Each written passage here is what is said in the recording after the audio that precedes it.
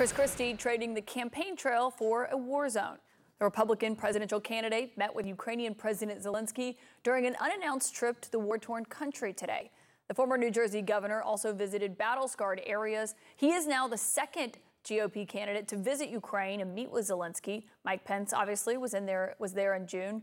Their support, though, stands in contrast to several of their rivals, including Donald Trump, the frontrunner, who refused to say who he wanted to win the war, Russia or Ukraine. And Governor Ron DeSantis, who has had to walk back his prior claim that it was just a territorial dispute. I'm joined now by CNN's senior political commentator, Adam Kinzinger, obviously former Republican congressman from Illinois. Congressman, thanks for joining me tonight. 71% of your party, Republicans, say that Congress shouldn't authorize new funding. 59%, based on the CNN poll, say that the U.S. has already done enough to assist Ukraine. I mean, what is the impact of someone who is running for the Republican nomination, given those numbers going to Ukraine? Well, first off, it's good leadership. You know, this is the thing when it comes to foreign policy, leaders have to lead on that. They have to explain what America's interest is. They have to explain the fact, for instance, in this case, that Ukraine is doing the fighting that otherwise we would have to do. It's the best way to keep American boots off of the ground. On the broader scale, so for like the whole country, I do blame the administration for not better explaining both how we're tracking the money, what this actually is, et cetera. On the Republican side, they're just going to do the opposite, basically, of what Joe Biden wants. I blame nobody except the leaders of the Republican Party who have gone along with the Twitter trolls out there and the Tucker Carlsons simply because it seems easier at the moment. So Chris Christie going and doing this, and Mike Pence earlier, it's good to see, and I would love to see other candidates, frankly, go do that. Yeah, CNN has also learned that top U.S. and European officials are worried that Putin is kind of factoring in the election to his war planning. Basically, they believe that he believes and is hoping a Biden loss would lead to the U.S. curtailing its support for Ukraine and would help his negotiating position. I mean, what do you make of that? Well, it's true. I mean, it's a sad thing that a former president who I really feel like is losing his mind, is going insane.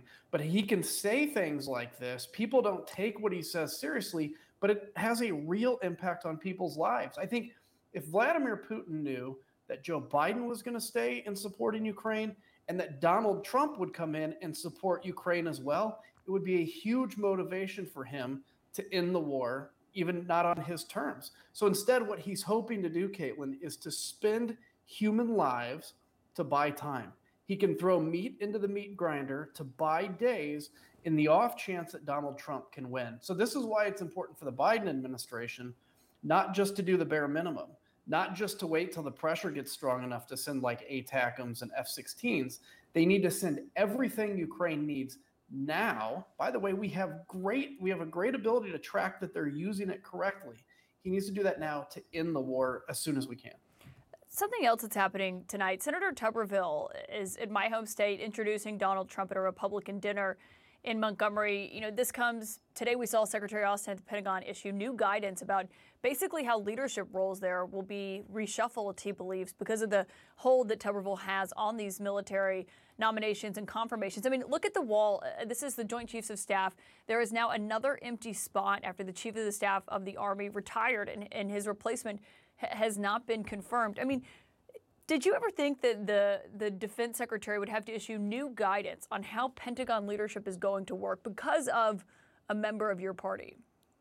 No, and I'll tell you what I never expected is that basically the Democrats would be the pro-military party and that they would almost be the more hawkish party than Republicans are. And that's what's happened. It's been this weird switch. And for Tommy to do, the senator, I'll call him, I guess, respectively, to do this, is really damaging the military, not just in terms of the promotions, but it's politicizing the last bastion of government that shouldn't be politicized. We've already politicized the Supreme Court. We politicized, obviously, Congress, the presidency, the FBI now. Everything is politicized except the military, and he's doing his best to do it. People like him, people like Josh Hawley that go out and they tweet these ads about how great the Russian army is because they have like these manly ads. The Russian army is getting crushed on the battlefield. I have disagreements with some of the things the Pentagon does. I spend a lot of my time in the military doing computer-based training that I don't need to. But that doesn't mean we're not the most lethal force, and that doesn't mean you play politics with a political issue simply because it's going to get you attention. Former Congressman Adam Kinzinger, thank you for your time. You bet.